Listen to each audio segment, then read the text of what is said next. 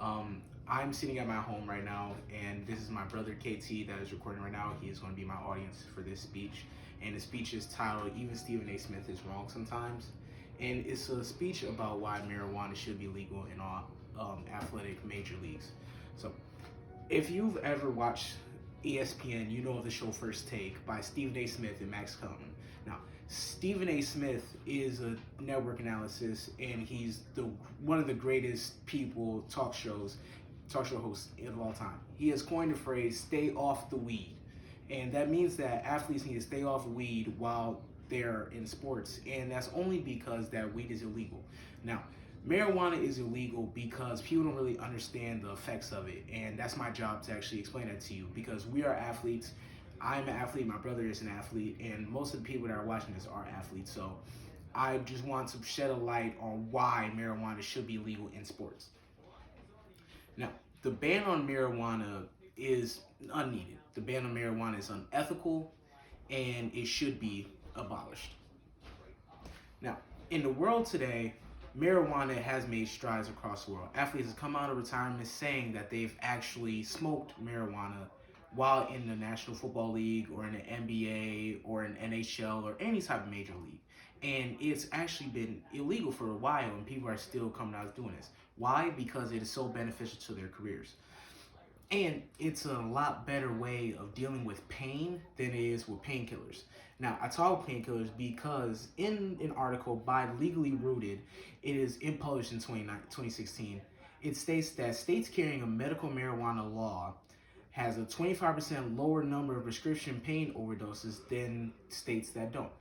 Now, painkillers, you can definitely overdose on them and die from it. You cannot overdose from marijuana. You can overdose from marijuana if you mix it with another drug.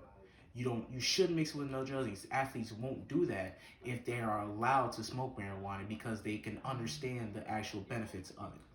Now, athletes will only use cannabis for medicinal reasons only. And it also cures a deadly brain disease called CTE. CTE is another form of concussion that happens when someone has concussion, they've had multiple concussions, they keep getting hit in the head. Just like Chris Benoit has had CTE and he has killed his wife, his son, and himself. Aaron Hernandez had a severe case of CTE and he killed himself in a jail cell. And Antonio Brown has gone on record saying that he has CTE, and he has made career mistakes off the field that will probably won't allow him back in the NFL. Now, the reason why I bring up CTE is that an article from the Pricing Pain Management actually recently found findings stating that medical marijuana actually helps CTE. Now, if we can have a drug that can help with CTE and help bring back some of the nice aspects about people after having so many concussions, that we should do that. If it can help prevent people from going mentally insane from CTE, we should do that, because CTE is hurting not only NFL athletes but NBA athletes, and a lot of people get hit in the head like NHL athletes as well. Now, the benefits of cannabis is far more great than the negatives. A major benefit of cannabis is the pain relief side of it, but also the anxiety side of it either. Now, Rob Van Dam is an athlete of the WWE, and one second.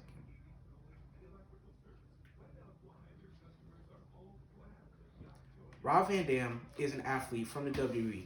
He is a previous WWE champion. He's the previous ECW champion.